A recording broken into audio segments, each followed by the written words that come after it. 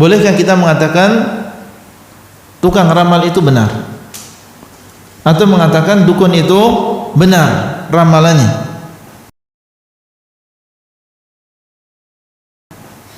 Berarti ini nusaddiq. Syekh mengatakan la nusaddiquhuma, tidak boleh kita membenarkan keduanya, baik itu tukang ramal maupun dukun. Kenapa tidak boleh? Liqaulihi ta'ala, karena Allah mengatakan qul la ya'lamu man fis samawati wal ardil ghaiba illallah. Katakanlah, tidak mengetahui yang ada di langit maupun yang ada di bumi perkara yang gaib kecuali Allah. Tidak ada yang mengetahui baik yang ada di langit maupun yang ada di bumi perkara yang gaib kecuali Allah. Illallah, kecuali Allah. Berarti selain Allah tidak ada yang mengetahui yang gaib. Termasuk di antaranya dukun dan juga tukang ramal. Allah mengatakan tidak ada yang mengetahui ilmu gaib kecuali Allah. Bagaimana seorang muslim meninggalkan firman Allah kemudian dia membenarkan dukun dan juga tukang ramal?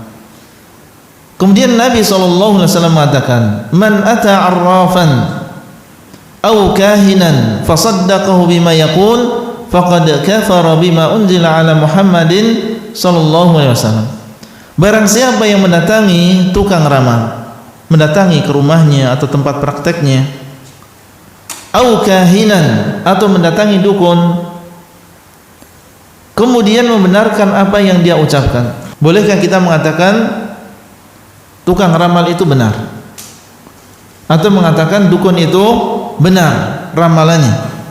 Bertanya, kemudian dia berpetuah, dia mengabarkan akan terjadi ini, akan terjadi itu, kemudian dibenarkan ucapannya. Ya, lupa dengan firman Allah atau meninggalkan firman Allah, faqad kafara bima unzila ala Muhammadin sallallahu alaihi wasallam, maka sungguh dia telah kufur terhadap apa yang diturunkan kepada Muhammad sallallahu alaihi wasallam. Berarti dia telah mengingkari ayat yang diturunkan kepada Muhammad. Karena di dalam Al-Qur'an Allah mengatakan tidak mengetahui yang gaib kecuali Allah. Kalau dia datang ke dukun dan membenarkan ilmu gaib yang dia akui, berarti dia telah mengingkari apa yang diturunkan kepada Nabi Muhammad sallallahu alaihi wasallam. Bahaya yang besar. Ya, bahaya seseorang dikatakan bahwasanya dia telah kufur dengan apa yang diturunkan kepada Nabi Muhammad sallallahu alaihi wasallam. Hadis ini sahih, diriwayatkan oleh Imam Ahmad. Apakah ada yang mengetahui perkara yang gaib di antara manusia? Maka beliau mengatakan tidak ada yang mengetahui yang gaib seorang pun kecuali orang yang Allah tunjukkan kepadanya. Siapa? Minar rusuli, dari kalangan para rasul. Jadi manusia yang Allah beritahukan sebagian dari ilmu gaib adalah para rasul dan juga para nabi. Ini yang Allah beritahukan kepada mereka.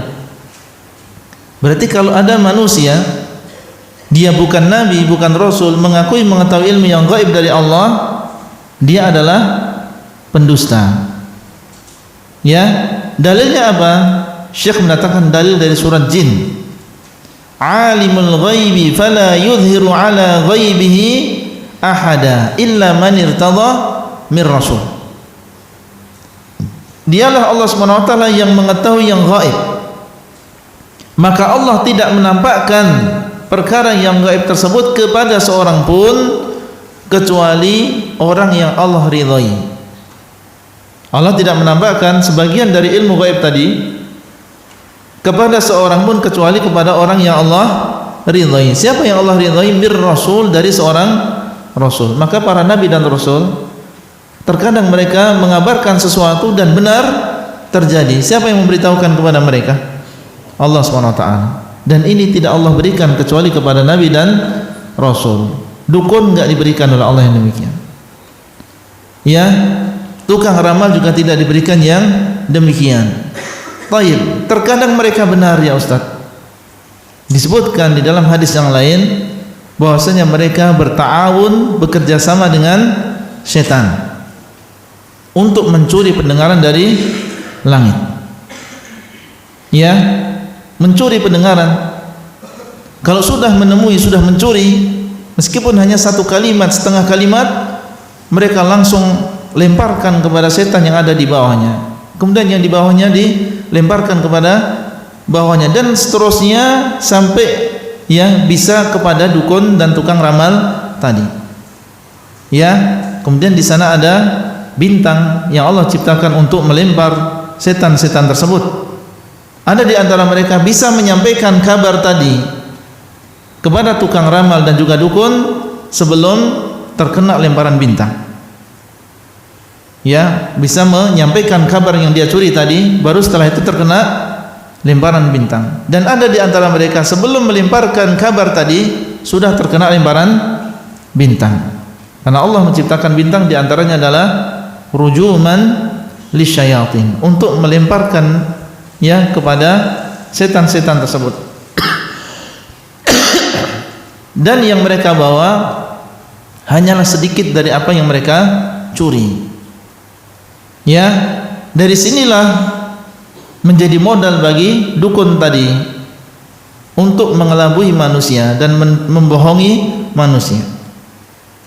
Ya, dari satu kabar berita yang dia curi kemudian ditambahi dengan 100 kedustaan. Manusia ya karena kebodohan mereka, dengan sebab satu berita yang benar yang pernah dikabarkan oleh dukun tadi, akhirnya dia menganggap bahwasanya dukun tadi mengetahui perkara yang gaib seluruhnya. Maka ini adalah di antara bentuk kelalaian manusia, hanya karena satu berita yang benar kemudian 100 kedustaan dianggap itu semua adalah benar. Baik. Kemudian setelahnya Rasulullah mengatakan la ya'lamul ghaiba illallah, tidak mengetahui yang gaib kecuali Allah. Hadis ini